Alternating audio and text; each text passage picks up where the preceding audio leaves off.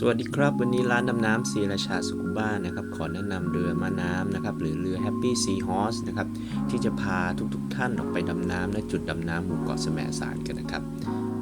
เรือลำนี้นะครับจะมี3ชั้นนะครับจากชั้นล่างนะครับซึ่งเป็นส่วนของที่วางถังอากาศและเก็บอุปกรณ์นะครับขึ้นมาจะเป็นส่วนของที่พักผ่อนนะครับของนักดำน้ำที่สามารถที่จะนั่งพักผ่อนชมบรรยากาศของทะเลหมู่เกาะแสมสารสวยงามได้นะครับ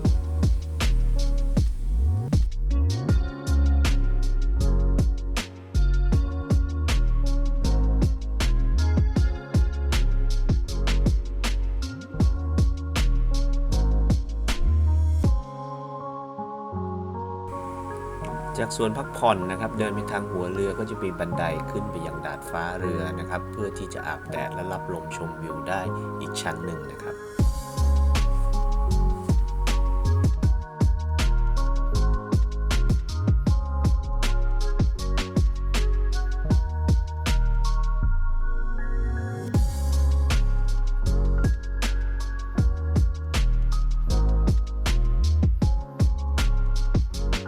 ในวันสุดสัปดาห์เรือม้าน้ำก็จะให้บริการพานักดำน้ำสู่จุดดำน้ำสำคัญต่างๆนะครับเช่นเกาะจวงเกาะจานเกาะโรงโขนโรงหนังแล้วก็จุดดำน้ำที่สำคัญของแสมสารอีกจุดหนึ่งก็คือเรือจมสุทธาทิพย์หรือที่เรียกกันในหมู่นักดำน้ำว่าเรือจมฮาดีฟนั่นเองนะครับ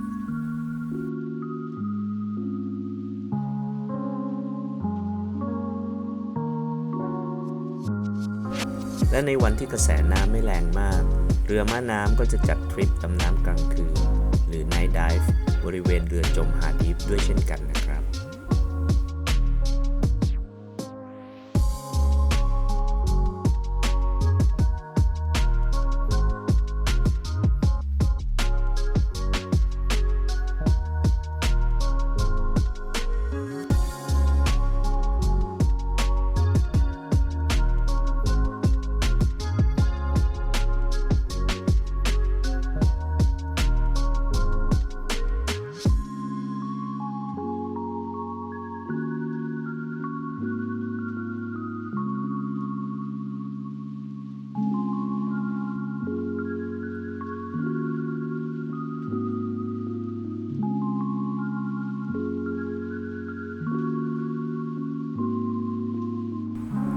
จากดาดฟ้าเรือนะครับลงมาตามบันไดนะครับแล้วก็เดินมาทางหัวเรืออีกนิดนึงนะครับเราก็จะพบกับห้องกัปตันนะครับผม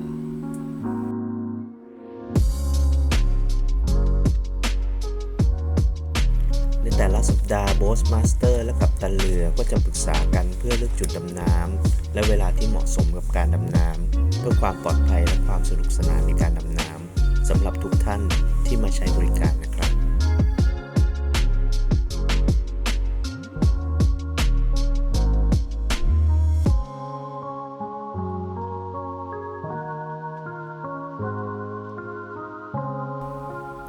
จากห้องกัปตันนะครับเราเดินลงมาทางบันไดหน้าเรือนะครับแล้วก็ย้อนกลับไปทางท้ายเรือก็จะพบนะครับกับ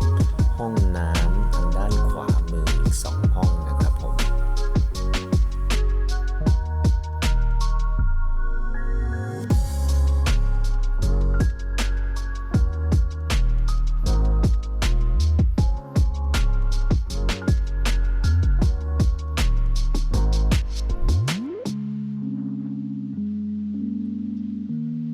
ถัดจากห้องน้ำมาก็จะพบกับเคาน์เตอร์ของอาหาร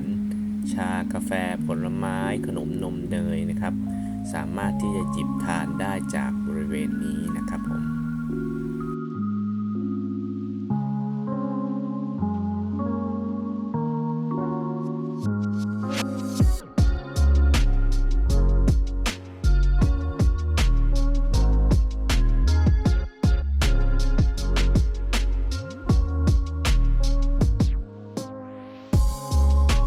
สำหรับช่างภาพใต้น้ำเรือม้าน้ำก็จะมีถังน้ำจืดไว้แช่อุปกรณ์บริเวณใต้บันไดท้ายเรือด้วยนะครับ